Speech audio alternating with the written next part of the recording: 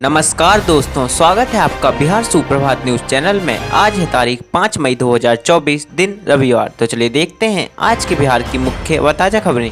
इससे पहले हमें कमेंट में जरूर बताएं कि आप न्यूज़ को किस जिले या शहर से देख रहे हैं, और अगर आपको न्यूज़ पसंद आए तो वीडियो को लाइक और चैनल को सब्सक्राइब जरूर करें।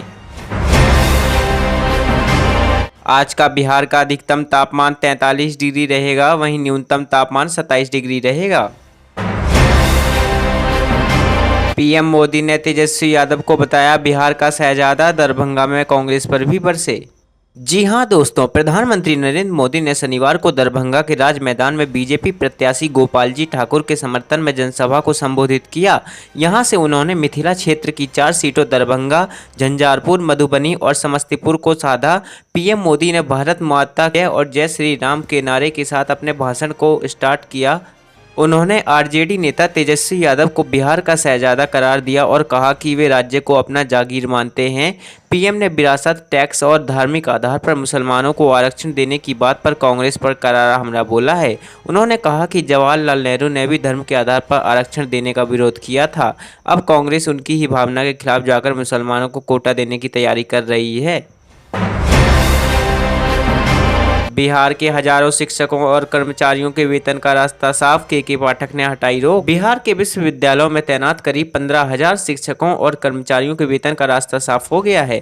पटना हाईकोर्ट के आदेश के बाद के पाठक के शिक्षा विभाग ने सभी 13 विश्वविद्यालयों के बैंक खातों के संचालन पर 1.5 माह में लगी रोक हटा दी है। साथ ही यूनिवर्सिटी के पदाधिकारियों के बंद वेतन को भी फिर से चालू करने का आदेश मिला है। विश्वविद्यालय कर्मियों के वेतन 3 माह से बंद था। बेगूसराय में गिरिराज सिंह बनाम अवधेश राय, क्या बीजेपी लगा पाएगी जीत की हैट्रिक? कभी कांग्रेस और वामपंथ का गढ़ रहे बेगूसराय लोकसभा क्षेत्र पर पिछले एक दशक से भाजपा का कब्जा है। इस बार यहां से भाजपा प्रत्याशी के रूप में केंद्रीय ग्रामीण विकास मंत्री गिरिराज सिंह एक बार फिर मैदान में उतरे हैं। उनका मुकाबला भारतीय कम्युनिस्ट पार्टी के अवधेश राय से है। इस बार भाजपा के सामने जीत की हैट्रिक लगाने की चुनौती है। वहीं भाजपा करीब 3 दशक बाद यहां जीत हासिल कर वापसी के लिए जुटी है। यहां आम चुनावों में भले ही जीत किसी दल की हुई हो, अधिकतर बार मुकाबले में भाजपा ही रही है। बदल रहा मौसम का मिजाज, 24 से 48 घंटे में बारिश के आसार, चिलचिलाती गर्मी से मिलेगी राहत। बिहार के सभी जिलों में एक माह से चली आ रही भीषण गर्मी और लू की तरह से लगभग परेशान हैं, लेकिन अब गर्मी की मार से राहत मिलेगी। राज्य में मौसम की दशा में शुक्रवार को बदलाव देखा गया। पश्चिमी विक्षोभ के असर से लगभग 24 से 48 घंटों में बूंदाबांदी या हल्की बारिश के आसार हैं।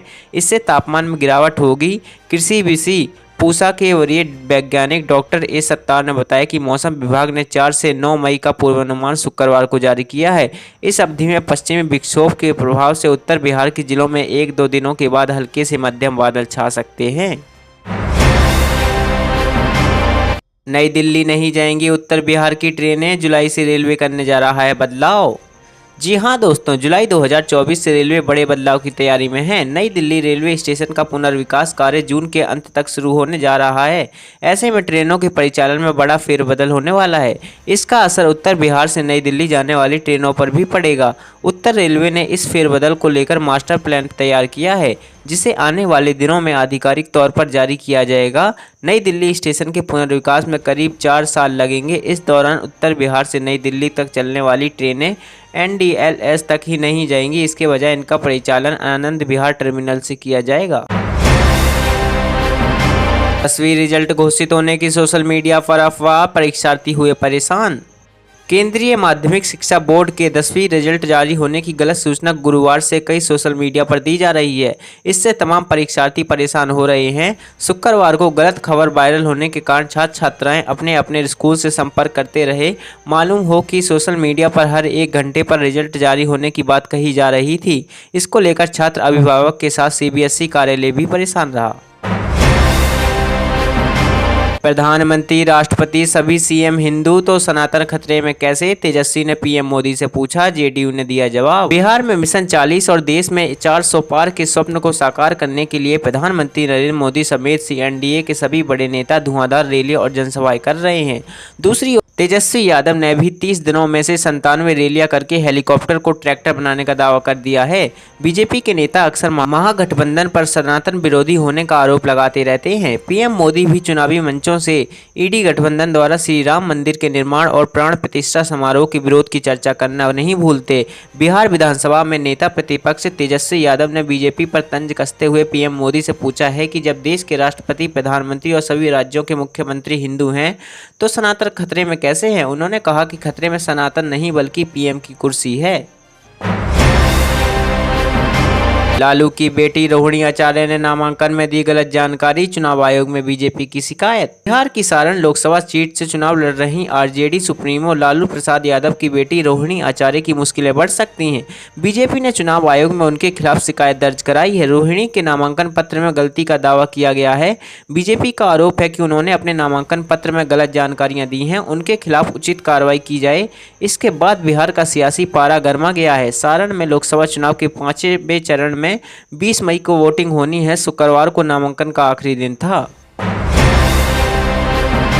अंगीभूत कॉलेजों के प्रधानाचार्यों की नियुक्ति पर बड़ी खबर, पीएचडी के साथ इतने साल का एक्सपीरियंस है अनिवार्य। 15 वर्षों तक शिक्षण शोध का अनुभव वाले प्रोफेसर या एसोसिएट प्रोफेसर ही राज्य के अंगीभूत महाविद्यालय में प्रधानाचार्य पद नियुक्त हो सकेंगे। प्रधानाचार्यों की नियुक्ति के लिए अखिल भारतीय स्तर पर विज्ञापन दिए जाएंगे।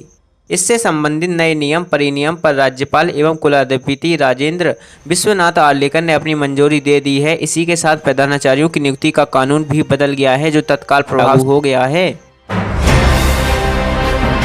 चमकी बुखार के मामले बढ़कर हुए 10, गर्मी के साथ बढ़ रहे आंकड़े, अलर्ट पर स्वास्थ्य विभाग। बिहार के मुजफ्फरपुर जिले में भीषण गर्मी के बीच 2 बच्चों में एक्यूट एन्सेफेलाइटिस सिंड्रोम की पुष्टि हुई है। इससे जिले में एईएस यानी चमकी बुखार केस की संख्या बढ़कर 6 हो गई है, जबकि एसकेएमसीएच में अब तक केस की संख्या बढ़कर 10 हुई है। इस मामले की जानकारी civil surgeon doctor Ajay Kumar ने दी है। जिला स्वास्थ्य विभाग अलर्ट पर आ गया है और इसको लेकर नए निर्देश जारी किए हैं। भर्ती हुए दोनों बच्चों को इलाज के बाद ठीक होने के बाद डिस्चार्ज कर दिया गया है। मतदान 1 जून को, अपील 2 और 4 जून को वोट करें। आयोग के प्रयास को दीदी लगा रही पलीता। आखिर यूं ही नहीं, लोकसभा आम निर्वाचन 2024 में वोट प्रतिशत में गिरावट आ रही है। इसके कई कारण हैं। एक वीडियो ऐसे ही कारण को बयान कर रही है। यह वीडियो तेजी से वायरल भी हो रहा है। वीडियो में दिख रहा है जीविका दीदी मतदाताओं को घर घर जाकर वोट देने के लिए जागरूक कर रही हैं। वह वोट जरूर देने का आग्रह कर रही हैं। कहीं वे 2 को तो कहीं 4 जून को बूथ पर जाकर वोट जरूर देने की गुजारिश कर रही हैं। साथ ही लोकसभा चुनाव के बजाय नगर पंचायत चुनाव के लिए वोट देने की बात कर रही हैं। अब ये जान लीजिए कि हाल फिलहाल तो बिहार में किसी नगर निकाय का चुनाव नहीं हो रहा, बल्कि लोकसभा का चुनाव हो रहा है। प्रधानमंत्री नरेंद्र मोदी के आगमन की तैयारियां पूरी, दरभंगा से 5 सीटों को साधेंगे आज। दरभंगा के राज मैदान में आज देश के प्रधानमंत्री नरेंद्र मोदी विशाल जनसभा को संबोधित करेंगे। इसको लेकर जारी तैयारियां पूरी कर ली गई हैं। प्रधानमंत्री की सुरक्षा को लेकर बिहार पुलिस के अधिकारियों से लेकर एसपीजी एनसीसी के जवानों को यहां तैनात किया गया है। इतना ही नहीं, इस सभा में प्रधानमंत्री की सुरक्षा को लेकर एसपीजी के 100 जवानों को बेल्जियम निर्मित राइफल से लैस करके लगाया गया है। प्रधानमंत्री की सुरक्षा में करीब 1 दर्जन से ज़्यादा आईपीएस अधिकारी, 30 डीएसपी रैंक के अधिकारियों सहित 5000 जवानों को सुरक्षा में लगाया गया है। प्रधानमंत्री मोदी दिन के 2 बजे रांची एयरपोर्ट से उड़ान भरने के बाद दरभंगा एयरपोर्ट पहुंचेंगे। फिर वहां से वह सड़क मार्ग से दरभंगा के राज मैदान पहुंचकर सभा को संबोधित करेंगे। तो ये थे आज के मुख्य और बड़ी खबरें। अगर आपको न्यूज़ पसंद आई हो तो वीडियो को लाइक और चैनल को सब्सक्राइब जरूर करें। धन्यवाद।